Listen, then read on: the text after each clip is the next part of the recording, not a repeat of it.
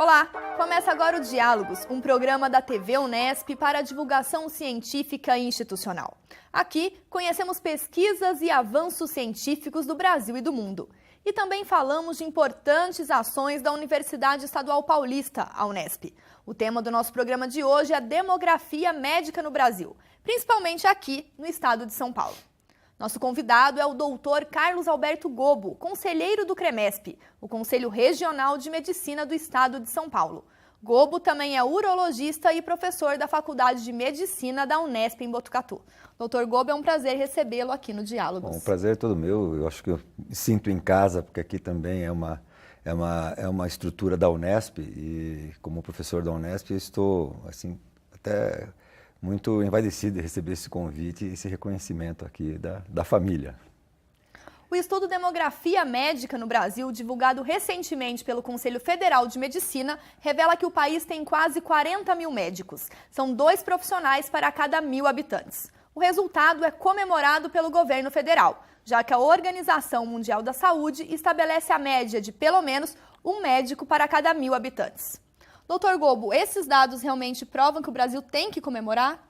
Não, o Brasil está longe de comemorar, né? Nós fizemos um estudo porque o governo ele lança na imprensa uma série de dados e dados que mais confundem do que realmente esclarece. Na verdade, em função disso que o Conselho Federal de Medicina e o Conselho Regional de Medicina do Estado de São Paulo ele elaborou esse estudo, que é um estudo muito detalhado, em que acabou dando origem a duas publicações. Uma anterior, há alguns anos atrás, que era o estudo de demografia médica, realizado mais no estado de São Paulo, feito pelo CREMESP, e agora um segundo em que a gente amplia e mostra o Brasil todo.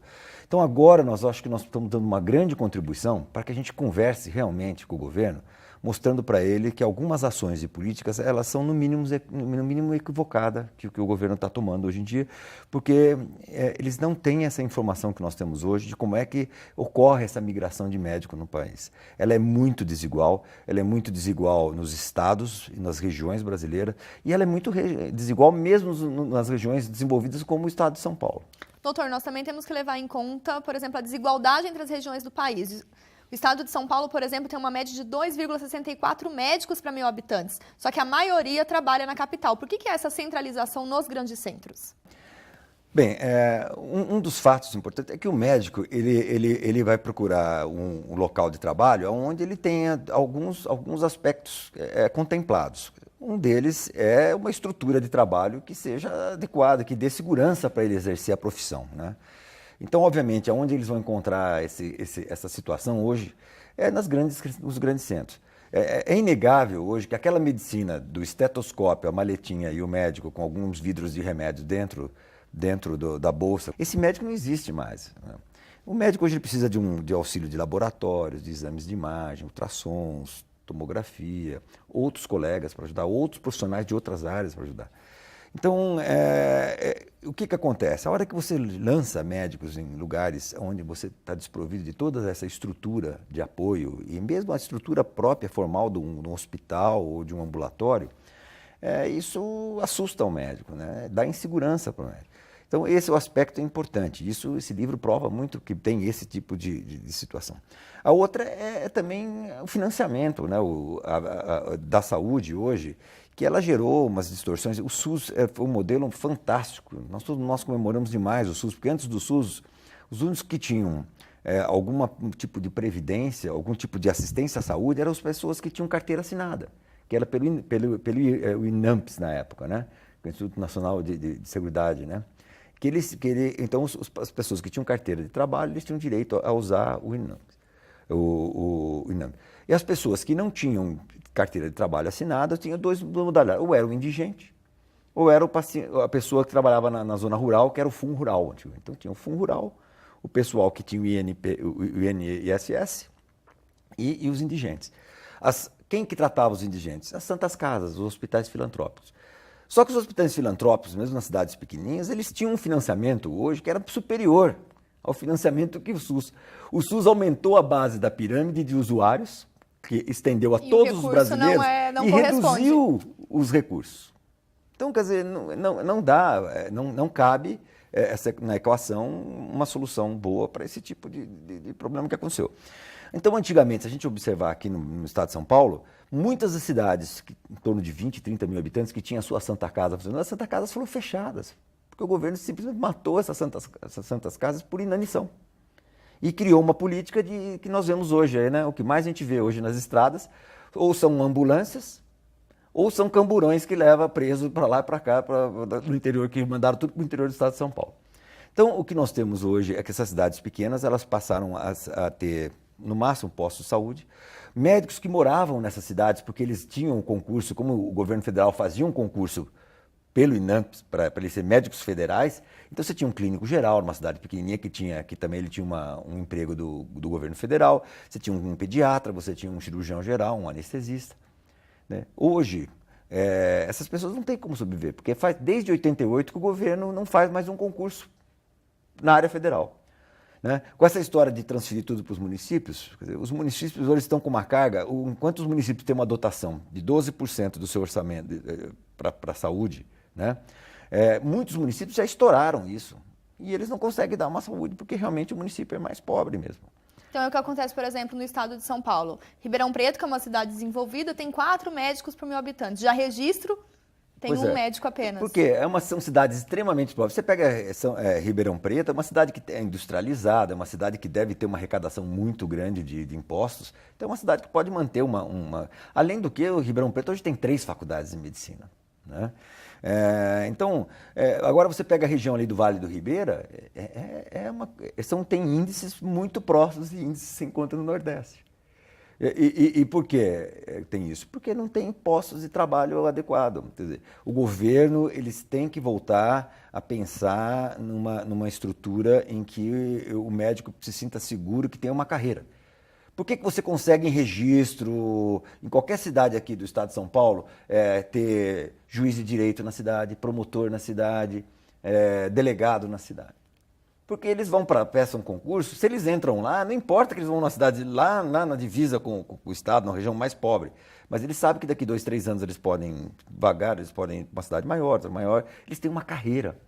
Hoje o médico não tem carreira. Então, óbvio, ele vai escolher onde ele possa trabalhar com um pouco mais de condições, que ele possa ter próximo dele um local de referência para se reciclar. Né? Então, eles vão ficar nos grandes centros mesmo. Então, você vai ter hoje concentrações, mesmo aqui na região de Bauru. Você pega cidades que antigamente tinham uma Santa Casa funcionando, Pirajuí, hoje estão praticamente desativadas, porque elas não têm como existir. E um pouco sobre as políticas públicas na área da saúde, o perfil desses médicos, a gente conversa daqui a pouquinho. Certo. O Diálogos vai para um breve intervalo e já volta. Fique com a gente.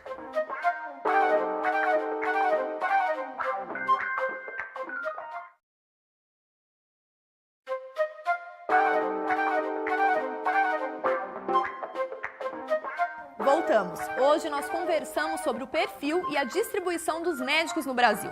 Nosso convidado é o Dr. Carlos Alberto Gobo, do Conselho Regional de Medicina de São Paulo, o CREMESP. Doutor, conversávamos um pouco sobre a questão da desigualdade na proporção de médicos para cada 1.000 habitantes. O que deveria ser feito no nível governamental, na questão de políticas públicas, para reverter esse quadro? Bem, nada do que eles estão fazendo ou sinalizando ultimamente, né?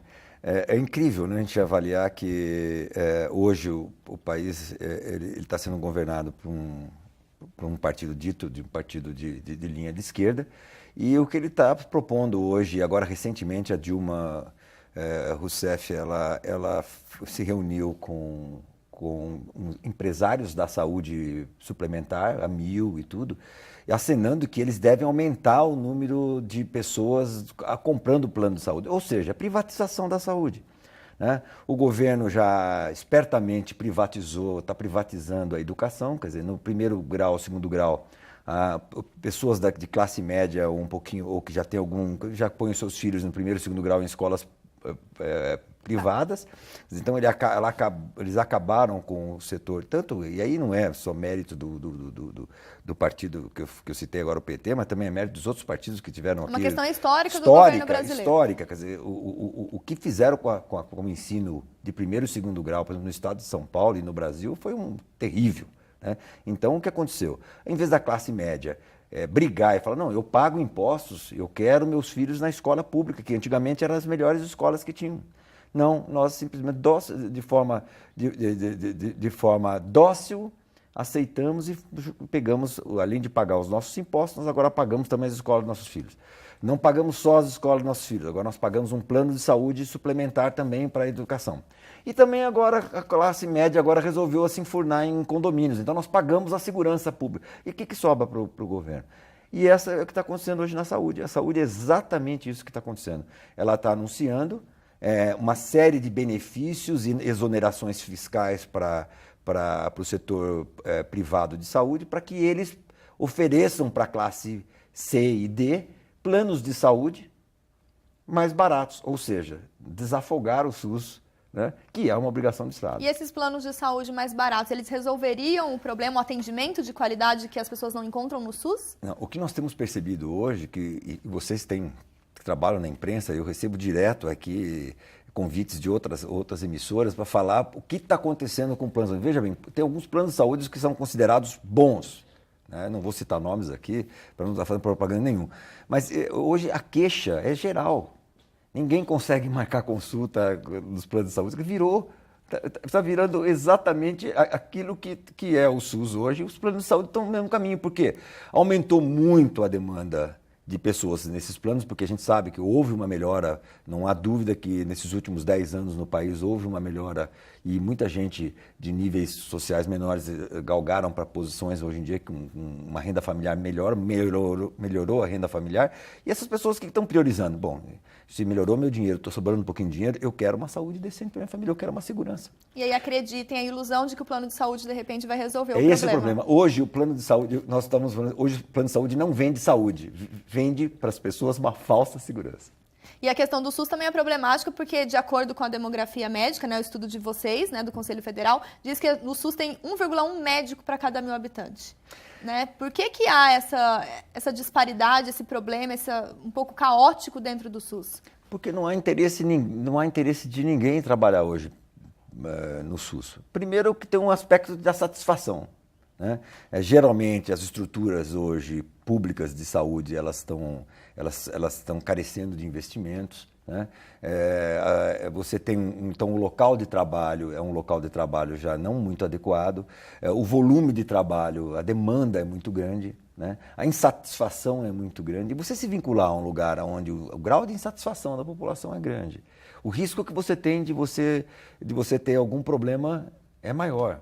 Porque as pessoas já vão assim, não, eu estou sendo atendido no setor público. Então, o ânimo, a expectativa é sempre negativa dessa pessoa. Eu vou ter um mau atendimento. Ela já chega com os pés atrás, preocupada de como é que vai ser, com desconfiança. E é natural. Eu não critico as pessoas por pensar assim. Realmente, hoje o setor de saúde pública, ele sofre por uma desorganização muito grande. O SUS, que era para ter uma harmonia entre governo federal, governo estadual e municipal, nem sempre isso acontece, aliás, na grande maioria não acontece, porque cada governo às vezes tem uma tendência, um grupo político que está, e aí sofre, por exemplo, a gente percebe muito aqui em Bauru um jogo de empurra.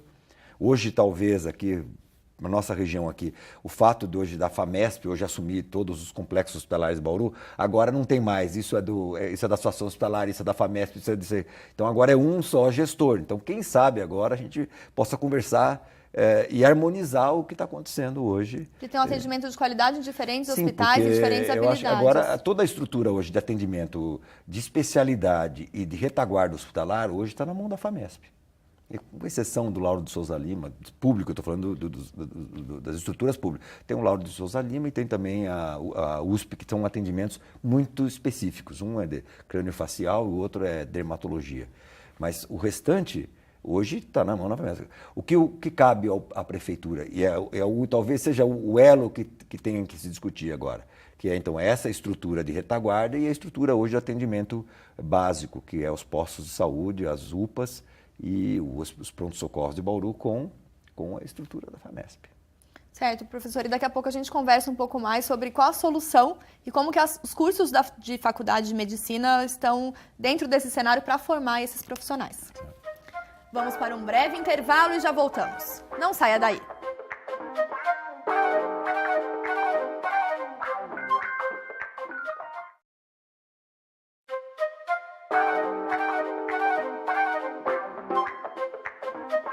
Estamos de volta e o nosso assunto hoje são os médicos brasileiros. Quem conversa com a gente é o doutor Carlos Alberto Gobo, conselheiro do CREMESP.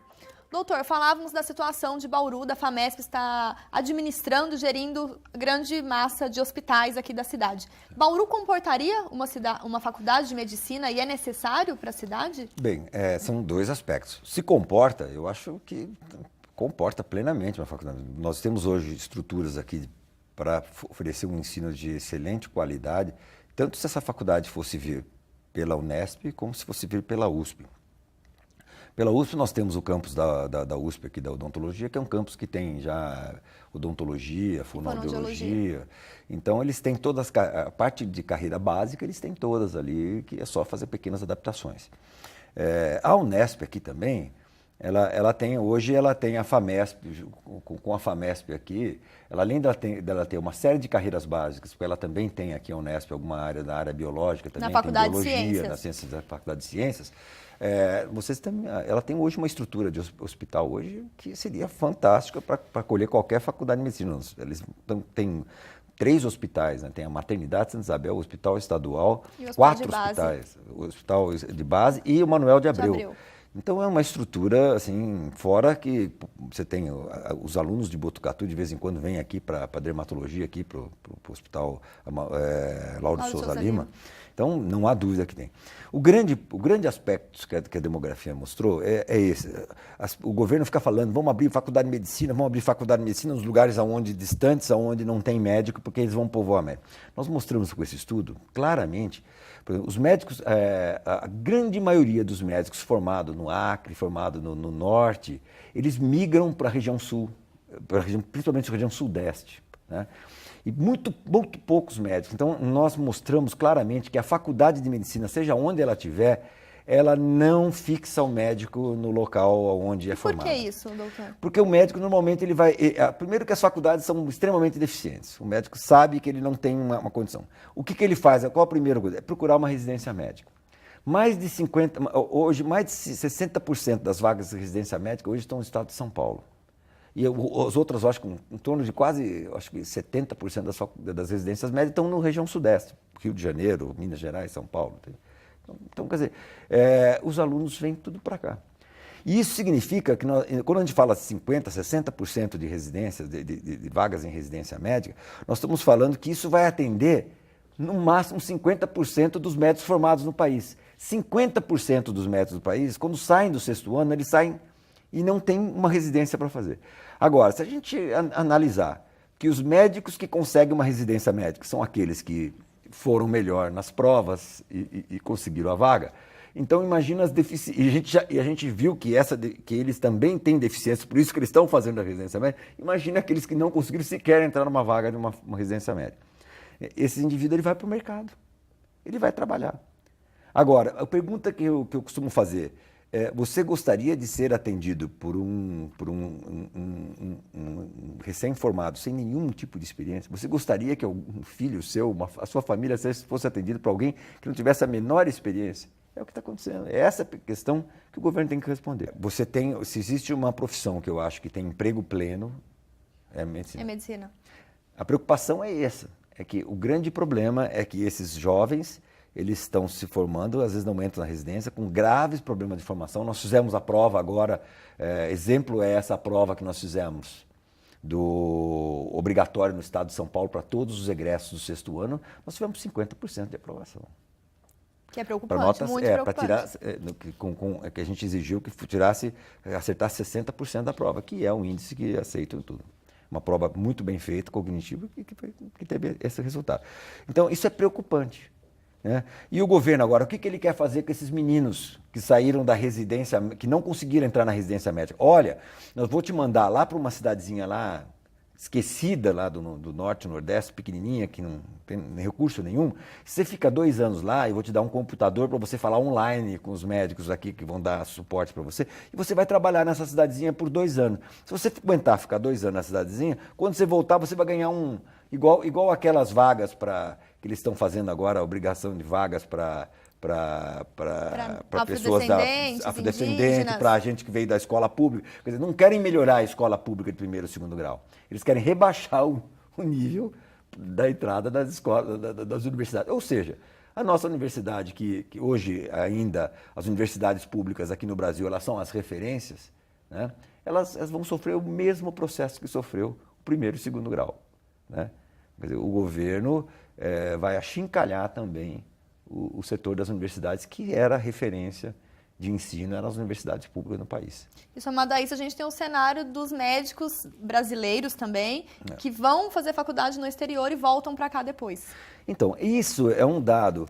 Por exemplo, se você pegar, por exemplo, Bolívia, mesmo a universidade, que eles chamam de Universidade Livre de Cuba, essa Universidade Livre de Cuba não é para cubano. É para estrangeiro estudar lá. Então, tem mais de 1.000 pessoas por ano. Como é que você forma 1.000 pessoas por ano? Como é que você dá estrutura de hospital, escola para esses alunos? Aí eles vão para lá, né?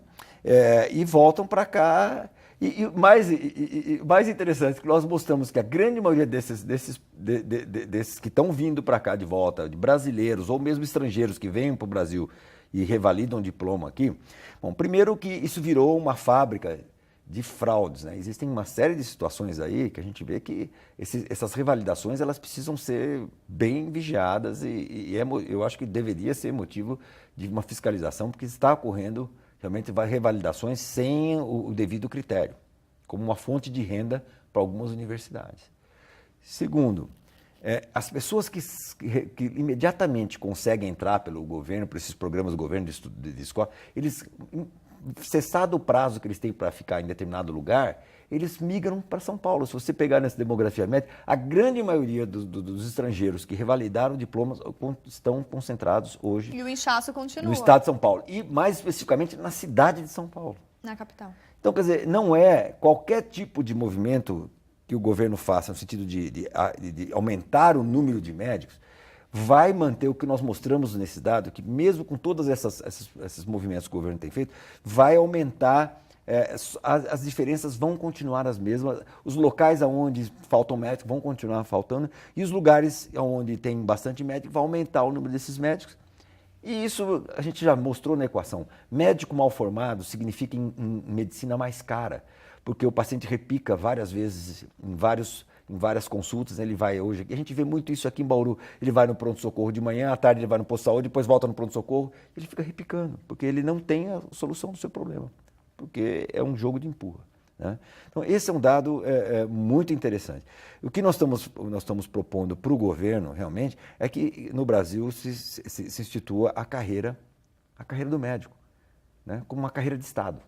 Então, uma carreira com progressão, como é hoje a carreira no Ministério Público, como é a carreira no juiz, na magistratura, como é a carreira dos delegados federais.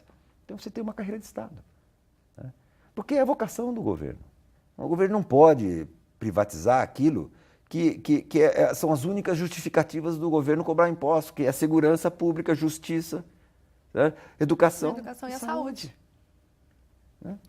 Professor, eu gostaria de agradecer enormemente a sua participação e trazendo esses esclarecimentos tão urgentes e emergenciais para se repensar a política pública e a situação da saúde no país.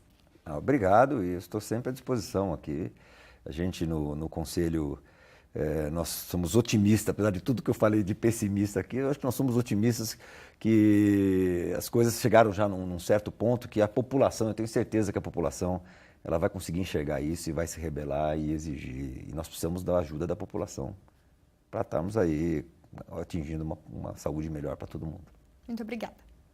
O Diálogos de hoje termina aqui. Em nosso site você pode rever este e os demais programas.